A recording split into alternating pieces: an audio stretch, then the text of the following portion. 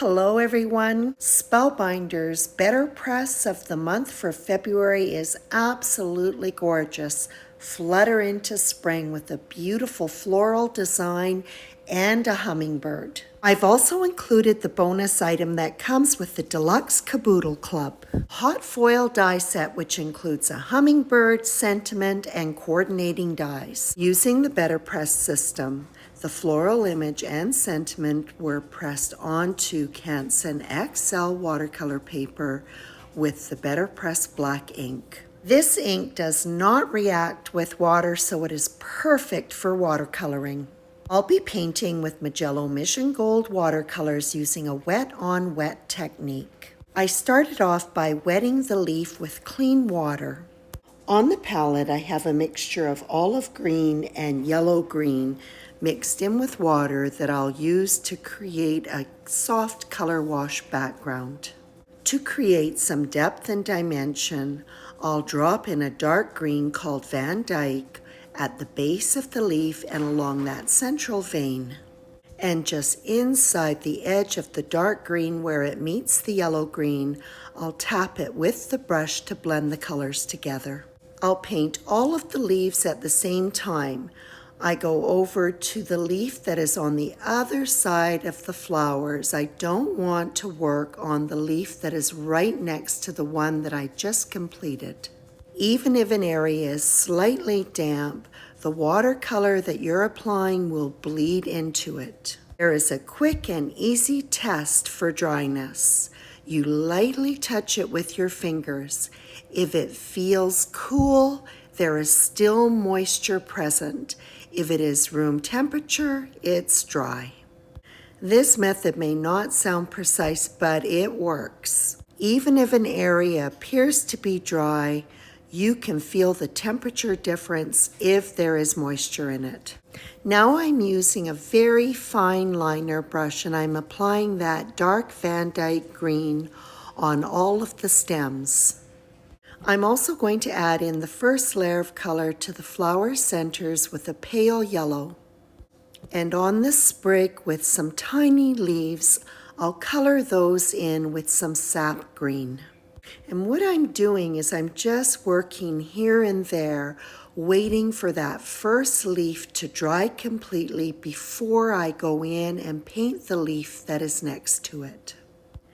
And I've used that method to test the leaf. It is no longer cool, so I can go in with the color wash of yellow-green and apply it to the leaf next to it. And then I'll finish it off with some depth and definition by adding in the dark Van Dyke green. And then there's another tiny leaf that is layered on top of the first one. I'll apply a color wash and then dry off my brush and go in along the petal's edge, just lift the paint up. And then the leaf is finished up with a touch of the Van Dyke green at the base of the leaf.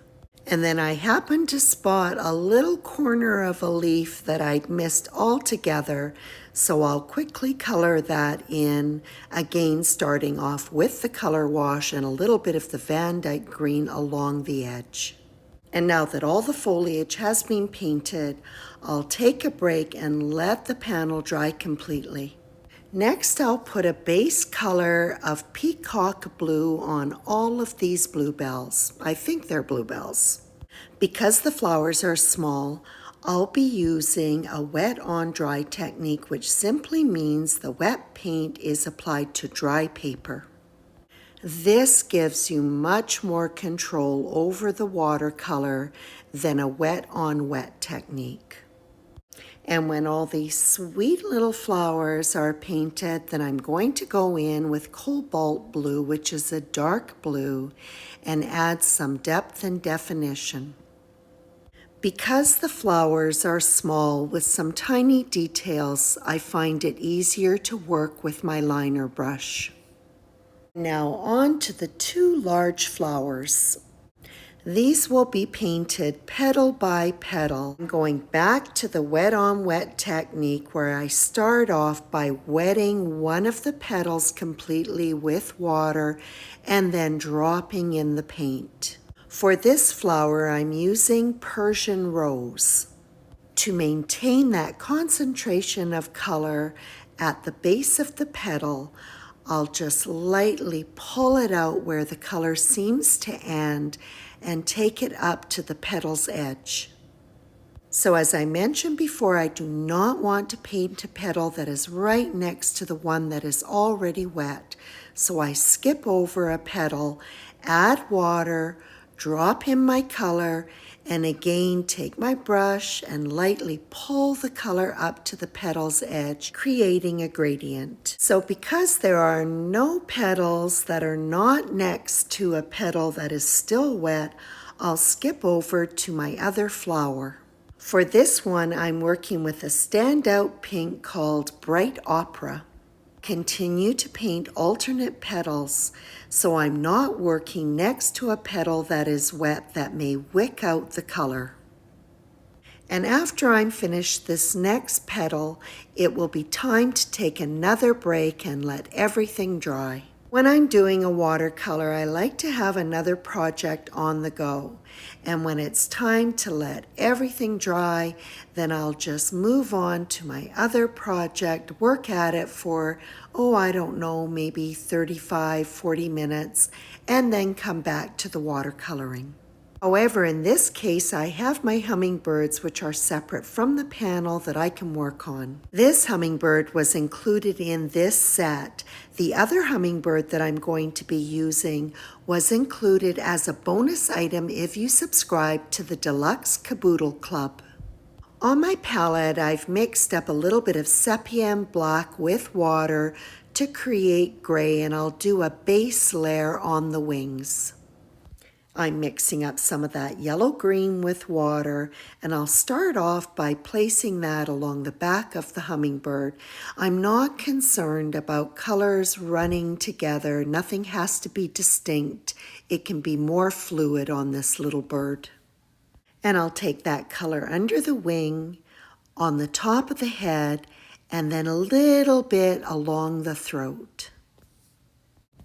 I'll take some of the Bright Opera, mix it up with water. This was the same color that I used on the last flower.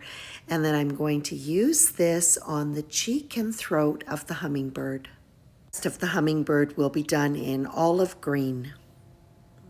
Using a fine liner brush that is just damp, I'll pick up some of that black paint right from the pan and do that long, narrow beak and the hummingbird's feet.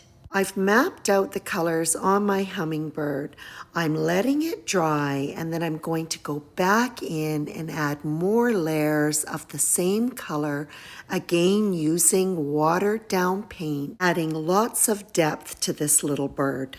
This is a watercolor technique called glazing. A deeper shade of gray will help define the feathers on the wing. This will be left to dry, and then I'll add in another layer. The final glazing on the wings is done with that watered down green. I want just a hint of that color. And this is the second hummingbird that was included in the Deluxe Caboodle Club. Both hummingbirds were accompanied with dies, which is awesome. And I'm going to paint this little guy in the very same way that I did the first one. The petals are dry, so I can go ahead and resume coloring my flowers. I will have to have one more drying time before I can take these flowers to completion. For this session of painting, I think I'm left with one petal at the end where it will border up against a wet one, and so I do give it time to dry completely before I finish it up. And fast forward, here we are at the final petal. I'm bringing in the spatter box. I'm going to use a fan brush to add in spatter with P.H. Martin's Bleed Proof White. This is quite a thick medium, and it does have to be watered down. Not a lot, but it does need some water to loosen it up. This is my favorite product for spatter. As its name suggests, it is bleed proof. It does not react with water-based paints or inks. It stays bright white. Using the end of my liner brush, which I've dipped into the medium, and I'm going to put some reflective light in the center of each of the hummingbird's eyes. Not quite finished with the spatter yet. I've taken some black watercolor paint. It has been watered down, and I'm going to apply just a few speckles on the hummingbirds and the panel. When dry, the panel was trimmed down to 3 3/4 inches by 5 inches and is being matted onto black cardstock that is just a little bit bigger. And of course, I have to have some dimension on my card. And so I've used the coordinating dies for both of the hummingbirds to cut white sheet foam, and the hummingbirds are adhered to the foam die cuts. I've popped my MISTI on top of the hummingbirds until the glue dries so I have good contact between the die cut and the foam. And while it's drying, I can adhere my card front to an A2 size card base. The foamed backed hummingbirds are adhered to the card, and that little bit of dimension just really makes them stand out. And that completes this pretty card featuring Spellbinder's BetterPress of the Month, Flutter into Spring. I hope you enjoyed this video, and as always, I do appreciate your visit.